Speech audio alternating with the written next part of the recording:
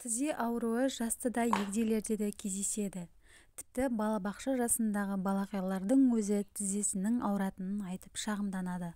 Ал үлкен әжелеріміз, апаларымыз тіземнің көзі ауырады деп қолын тізесінен алмай уқалап отыратынын байқаймыз. Жалпы тізе неге ауырады? Тізе бір ғана себеппен ауырмайды. Оның қақсап ауруына бірнеше жағдайлар себеп болады. Атап айтқанда, жарақат алғанда, тізе шығып кеткенде, жартылай тайғанда, аяқ сынғанда және бұлшық ет созылғанда тізе ауырады. Ауруы ұзаққа созылып, тіпті уақытылы емдетпесе созылмалы ауруға ұласуы ықтимал. Тізенің буыны шығып кеткенде, егер тізеңіздің іскенін байқасаңыз, онда тізе шығып кеткен болуы мүмкін. Тізе буынындағы ішкі және сыртқы шеміршек ажырағанда, мұндай диагноз негізінен спортпен айналысатындарда жиі кездеседі. Ал егер тізені бүккен уақытта сырқырап ауыратын болса, онда сізге минералды заттар жетіспейді. Сіңір зақымдалғанда қатты ұрып алсаңыз немесе құлап қалсаңыз, тізенің артыменен айналасы ауырады. Бұл сіңірдің зақымдалғанынан белгі береді. Артроз бен артрит 50 жастан асқандарда осы ауру белең алады.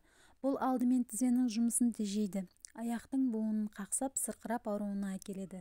Салдарынан жүріп тұру қиынға соғады. Тұз байлану.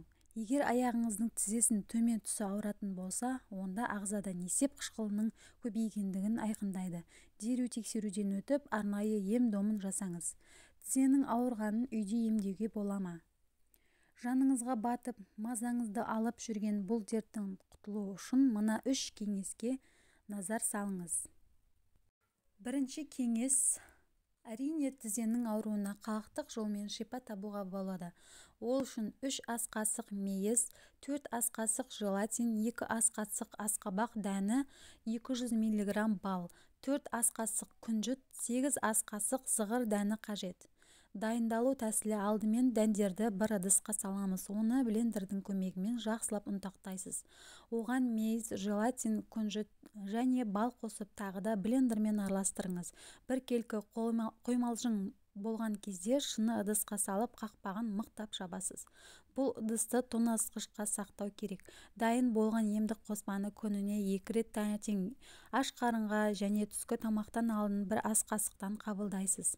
1 аптадан соң оң нәтижесін көз жеткізесіз. Бұл қоспа тізенің қақсағанын басады. Сіңірдің ауырғаны жазылып қуаттанады. Буынның жұмысы жақсарады. Зат алмасу реттеледі. Екінші кеңес: фольга. Фольга да өз кезегінде тізенің ауруына ем болатын қасиетке ие. Ол үшін түнде ұйқыға жатардан алдын тізеңізді фольгамен ораңыз. Сыртынан жылы орап, таңға дейін жатасыз. Бұл әдісті ерінбей 3-4 күн жасасаңыз, тізенің ауырғаны басылады. Үшінші кеңес: егер тізеңіздің айналасы ісініп, ауыра бастаса, сарымсақ майының көмегіне жүгініңіз. Ол үшін 300-400 грамм сарымсақты қабығынан тазартып, блендермен ұсақтаңыз. Үгіндіні 1 литрлік шыны банкіге салып, үстіне өсімдік майын құясыз.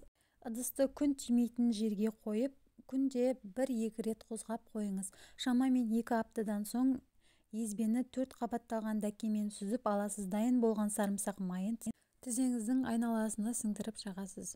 Тіпті аяғыңыздың ауыратын тұстарына жағуға да болады. 1 келкі етіп жағып болған соң, сыртын пленкамен орайсыз.